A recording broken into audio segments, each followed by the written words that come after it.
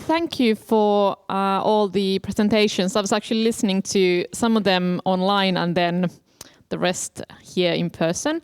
I would like to ask from the last presenter, I find this really fascinating, your research. This is something that I have also been interested in my own research for various reasons. One reason is that on a personal level, I always get quite uneasy if a journalist calls me and asks after some analysis to speculate. And I always sort of like, how can I, as a researcher, can I really start speculating on political issues, something that might happen, because this is also to some extent fictional. It's also often intertwined with my own sort of pre-attitudes, my own conceptions of what perhaps I want to happen and so on.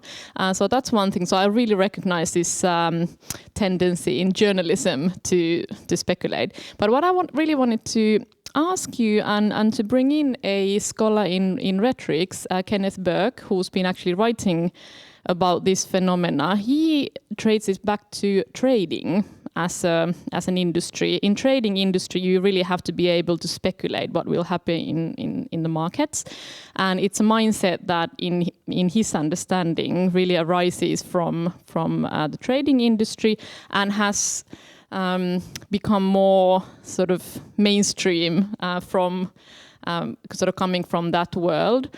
And he talks about this future-oriented rhetorics and sort of asks whether it's also provides a rhetorical technique in saying something about what is happening in the world without actually saying your own kind of hopes and your own ideas and ideologies directly. So you can use it as a cover language. So what do you think? Can this be seen as a way of covering something that you actually want to say, but you don't want to really, you can just put it in future speculation or this kind of speculative language? Thank you. Yeah, I think that is absolutely a part and purpose of that kind of framing, that kind of like speculative storytelling and narrativizing something that you cannot really actually say something certain about, but you like want to say something anyway. Like that is definitely a part of it. And I think this is something that I started to recognize in journalism, like in more and more during the pandemic, when there was this like sense that we don't actually know anything about what is happening, that all that like journalists and like have to say about the situation is just like conjecture and speculation, and anything that any expert they ask could say is what we don't really know, but we can speculate that it might go like this. I think this also did something to kind of legitimize this form of knowledge in the eyes of news media, that we need this knowledge and we can get it, but we can perhaps create something that looks like it. Yes, there is no distinct border between forecast and speculation in many fields of science today. But then next question comes from that, please. But also identify yourself for the audience. Hi. Thank you for your talk. My name is Heikki Haara. I'm a university lecturer of political history here at the University of Helsinki. I have a question to Visa, because your talk made me to think about another concept which is kind of closely related to the legal personhood, legal status. And the legal status, if I have understood correctly, is a kind of a position which is held by some entity as determined by the law, and it may involve certain restrictions or privileges or obligations, and if I have understood correctly, I'm not a legal theorist, but both persons and things may have a certain legal status. So I guess my question is, how would you sort of describe the differences between legal status and legal personhood? And do you think that it is sort of important that In the case of animals, for instance, do you think that it is not enough that animals have a legal status, but they should have a legal personhood instead? Yeah, thanks. So I think legal status or status, the term can be used at least in two different ways. One is sort of this historical way, which is like human beings had different. We had a status-based society, you know. So you had like noblemen and I don't know, the commoners and so on, or like in ancient Rome you had the paterfamilias, who was the head of the family, and then you had the rest of the family, and the paterfamilias had power over them. But then I think, like in a more contemporary sense, I think legal status is a very, very generic term. It just means that you have some kind of a legal position, and that's it. So saying that animals have a legal status means just that they have some kind of a legal position. You know, we protect them somehow. You know, it doesn't really say anything at all, I think, about their more than that. So we can say we have a different kind of legal status than animals do. And I don't know, telephones have some kind of a legal status and so on. But so in this sort of more contemporary sense, the way it's used in like some areas of philosophy as well, like social ontology, it's completely content neutral in a way. It's just that you have some position in the law. Was that answer your question? Yeah. Next is Timo Paski. Please hand over the microphone. Okay, let me continue on that. I found all the presentations very intriguing and very interesting indeed. But let me ask about this legal personhood or legal status. Also continue the question over there. My first thought was that where do we, if we give legal status or the personhood to animals, where do we draw the line? Do we speak about mammals? Do we speak about other creatures, even small creatures like bacteria or the viruses? And what would their kind of legal rights or legal status or things of that sort? I have learned. I'm not a lawyer in any sense, but the constitutional right for human beings would be the right to live. That's usually in the constitutions, all the constitutions. So, and this leads to my other question, talking about what you had in your AI. A lot of these mobile phones nowadays have a lot of AI in them. Also now we are in the middle of the war, also the missiles, they do have a lot of AI. And missiles are made to destroy and kill people and infrastructure and also. Then if we give a legal personhood to AI or the status, then who is made responsible if that missile is destroying infrastructure or even people? So that's one thing. And still more. 2 more. Okay. All right. I would have had another question to the literature thing, but can I? Let's start one by one. Okay. Yeah. All right. Otherwise, we'll just forget the question. Yeah. So I mean, thank you for these questions. This is all about like boundary drawing in a way, and first of all, I'm not a biologist, but I think bacteria and viruses are not animals. I mean, maybe the biologist in the room can. Right. So, but I think there's like at least two different ways of approaching this. So if there's like a sort of an animal rights paradigm, and the sort of animal rights paradigm is usually concerned with animals as sort of sentient beings that can feel and experience the world and so on. And at least in that paradigm, you would normally then so then there's like different approaches. So some people make a difference between animals that, for instance, have a sort of a capacity for some kind of self-understanding, self-reflection, self-consciousness. So that would be like, for instance, chimpanzees and elephants and those kinds of animals.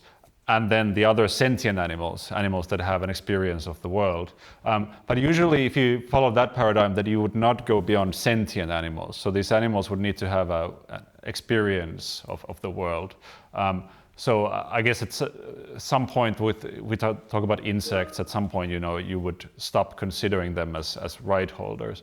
And then the other question is, okay, so we give them legal personhood, but what kind of legal personhood?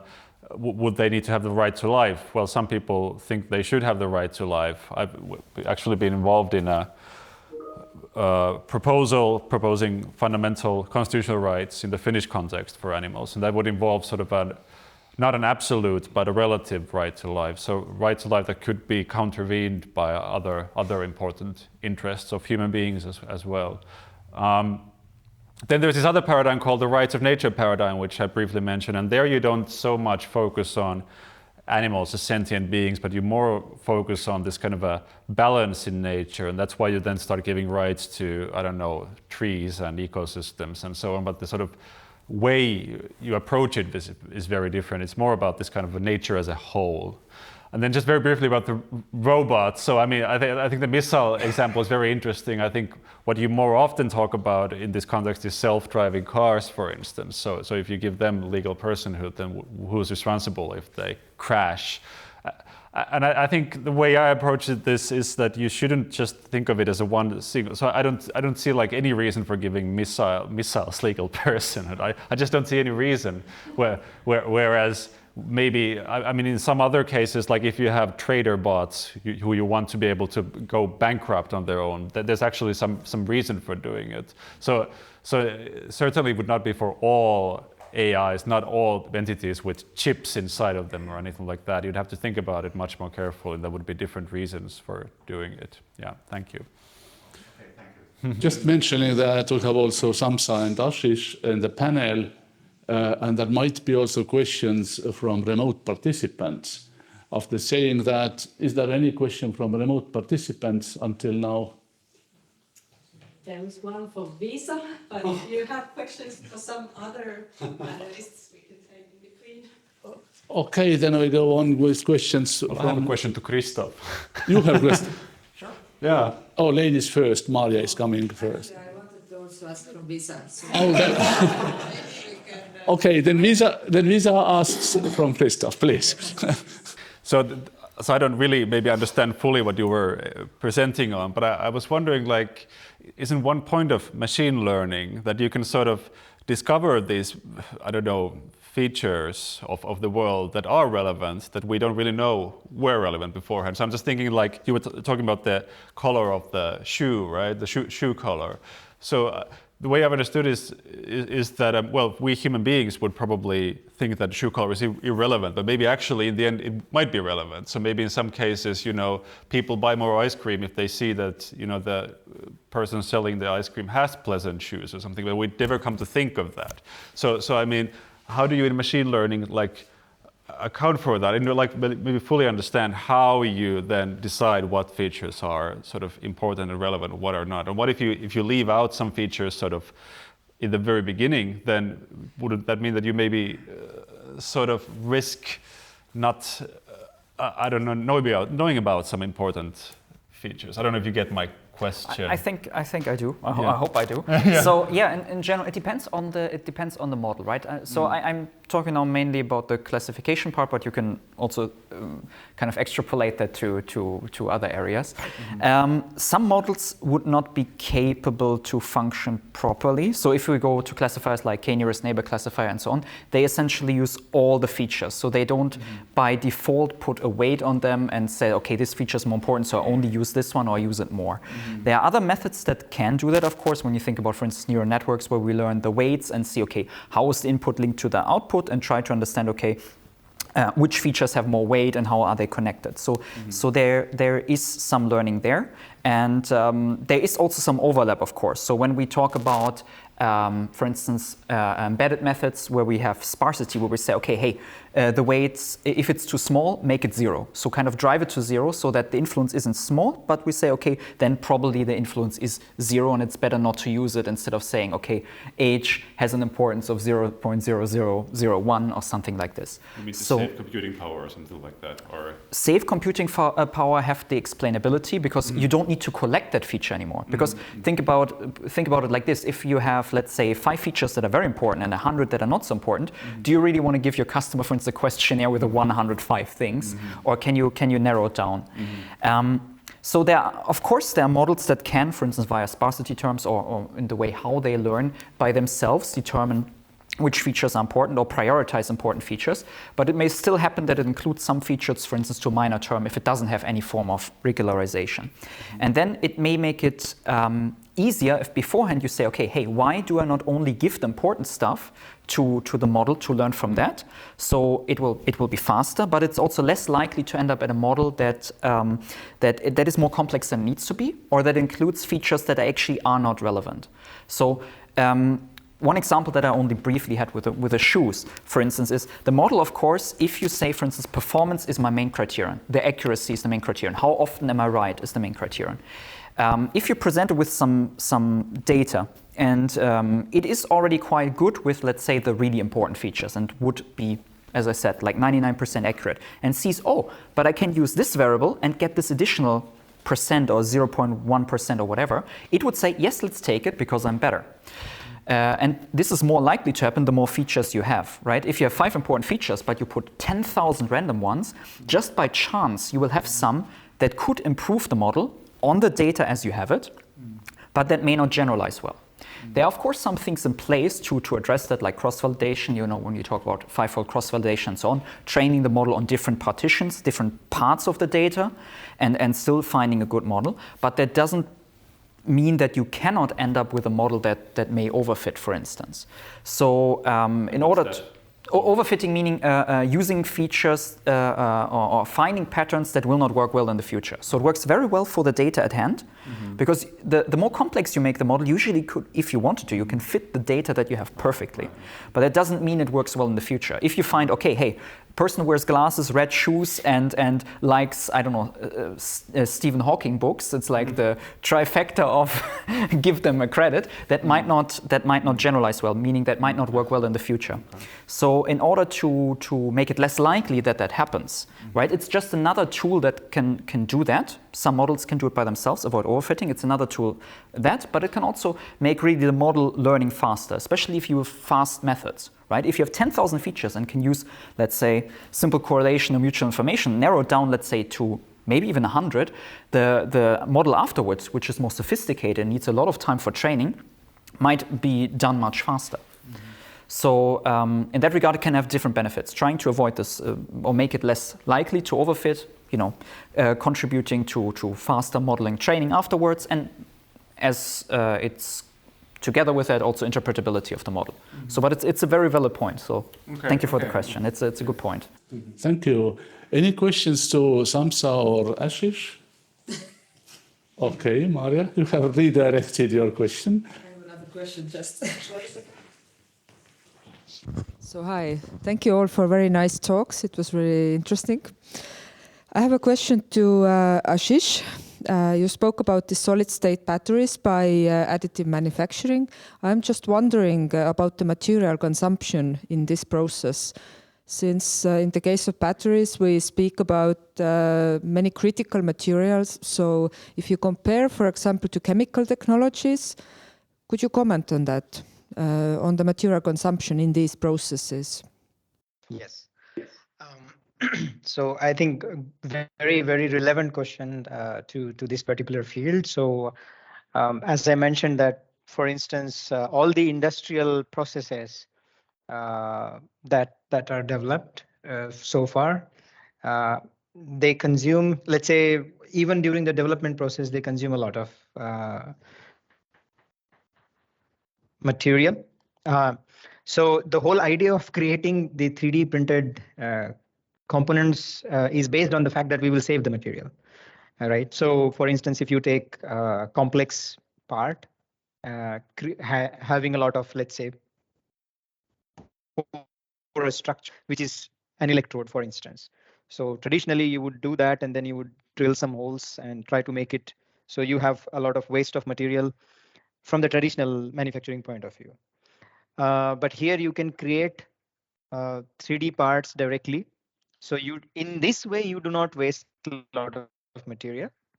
But the problem here, which is one of the most critical thing that people are still trying to research how you can minimize the wastage, and that is that while using the process, your powder bed that I talked about. So you basically have, let's say, few centimeters by few centimeters area of powder, and you are trying to print a part that is of, let's say, few millimeters. So how you can utilize the rest of the material is another, like it's an important area that people are working on it.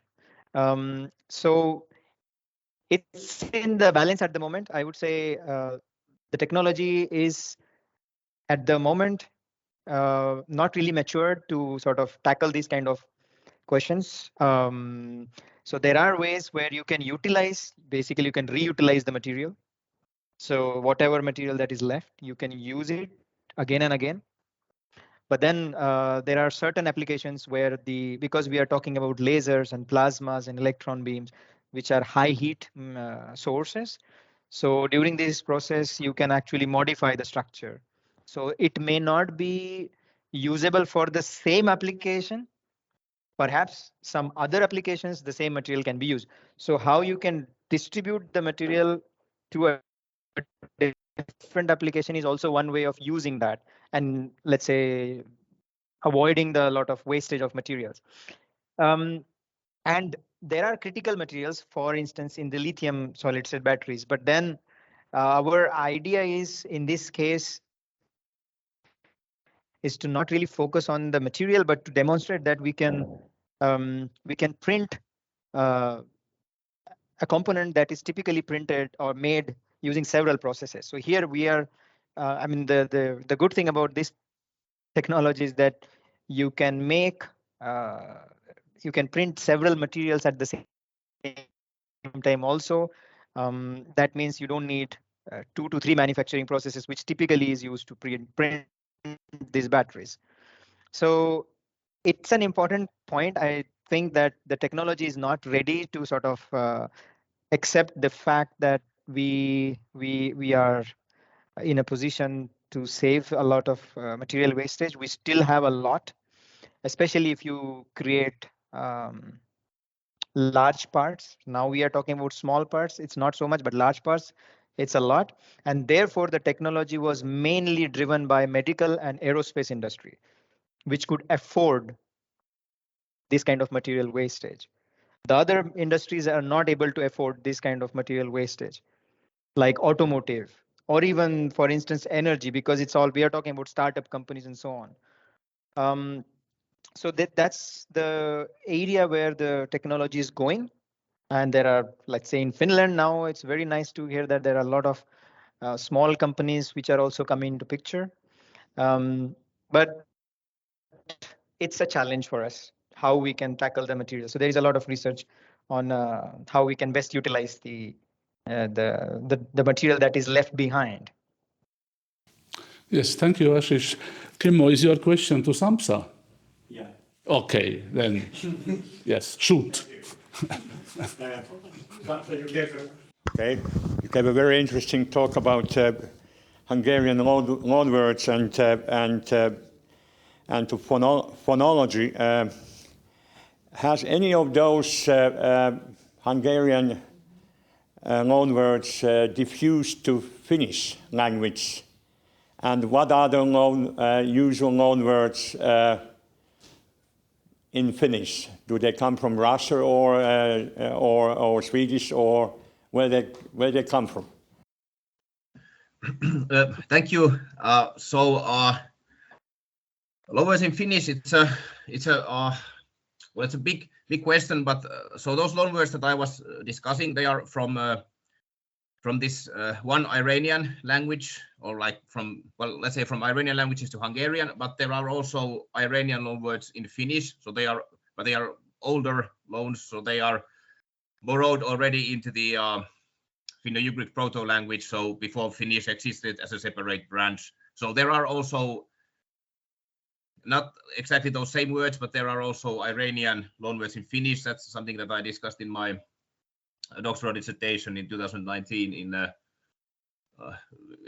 doctoral dissertation that I defended in 2019 in University of Helsinki. But I mean, in addition to that, there are several loanword layers in Finnish, like the Germanic loans, so the early Germanic loans, Proto-Germanic, Proto-Scandinavian loans is, for example, a loanword layer that has a very impressive research history. And then there are also Russian loans and earlier Slavic loans, and also loanwords from Baltic, so from Baltic languages, so from languages, so prehistoric loanwords from languages related to Lithuanian and Latvian in Finnish, and the other Finnic languages like Estonian.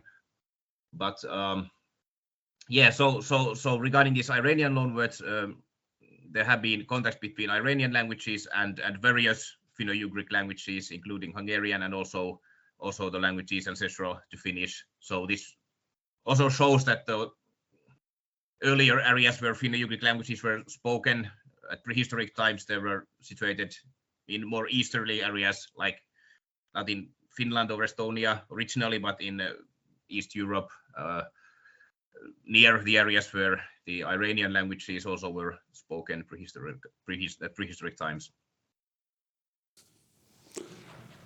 Thank you. We have time, I think, just for one short question, because the IT systems will shut us down. So Thomas was here in sequence. There's one from Visa from the distant audience. Oh, okay, then give preference to the distant audience, yes.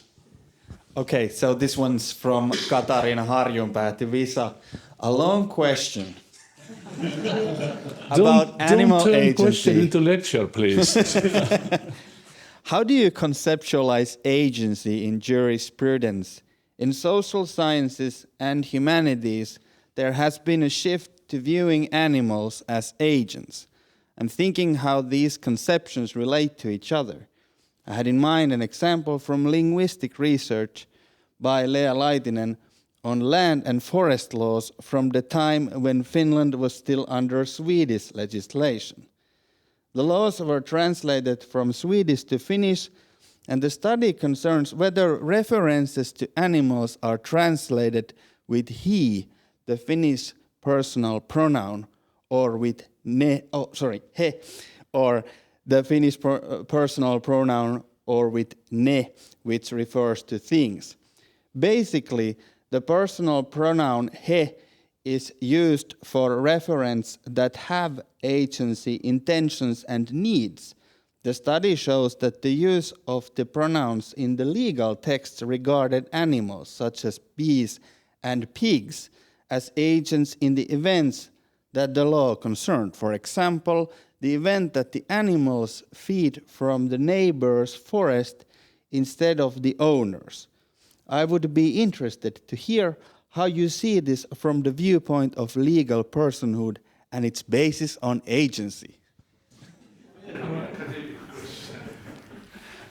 Yeah, that's an interesting question. As far as I know, because as anyone who speaks Finnish knows that Finnish spoken language doesn't make a clear distinction between hän and se, for instance. I mean, you can talk about people referring to them as it, and I think that's because, I mean, I'm not a linguist, but as far as I know, this was like imposed upon the Finnish language in the 19th century by people who thought that Swedish, this Indo-European model was so much nicer than the, I don't know how it is in Estonian, but that sort of Finnic model. So I think that from that point of view, it makes perfect sense that you used hän or he to refer to animals, because this sort of clear distinction between things and human beings did not exist, but this was just my non-linguist speculation. As regards agency more broadly, so I think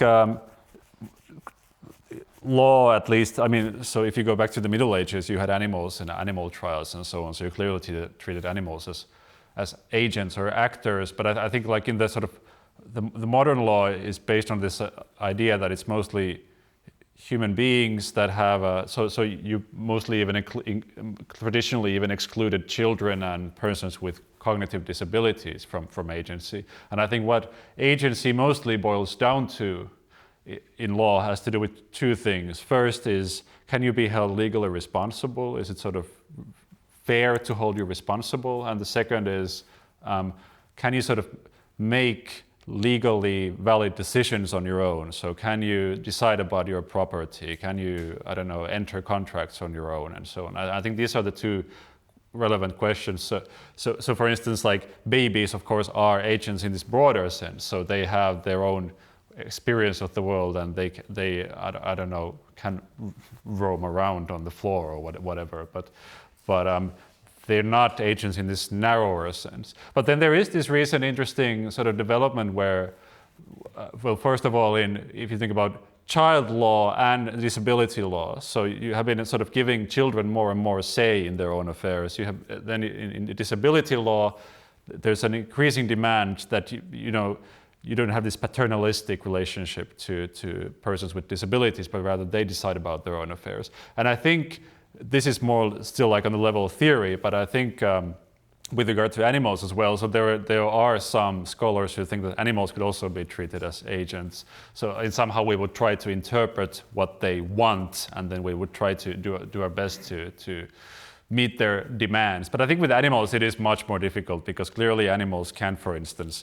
decide that, okay, do I want to enter this contract about, something, clearly they can't do that kind of reasoning. So it would have to be something a bit different. But yeah, this was a fascinating question. Thank you. Yeah, we are technically approaching the end time of this discussion. So I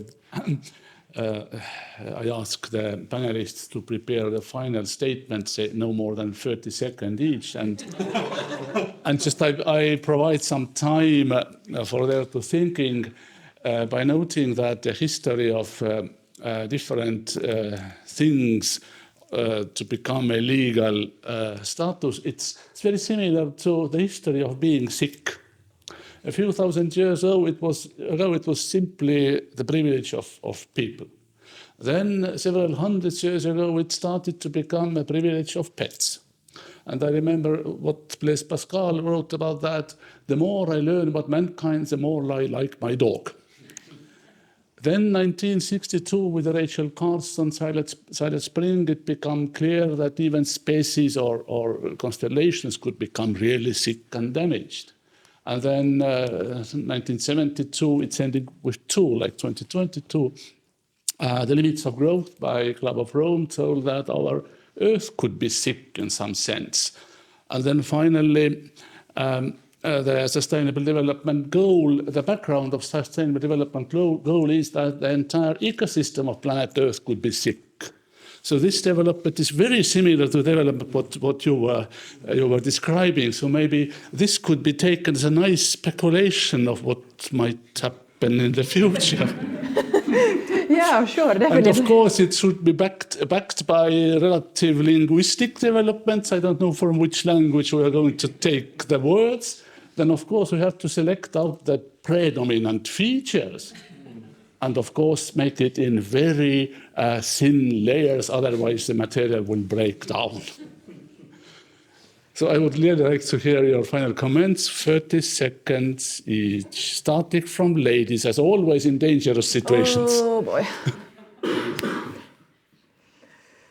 Okay, well, maybe I'll try to draw some kind of connection between speculation and animal personhood in the sense that like these kinds of legal agency applied to animals seems to mostly apply to like large mammals and more animals that we as human beings can mostly like project our minds and how consciousness we can speculate about how they feel and how they experience the world, and kind of see that as sort of resembling our own. So that's why we like feel more empathy towards things like dogs and maybe horses, and less towards things like ants and bees and such. And I think I'm out of time. Yes, thank you. I think then we switch to the remote speakers. So Sampsa, please.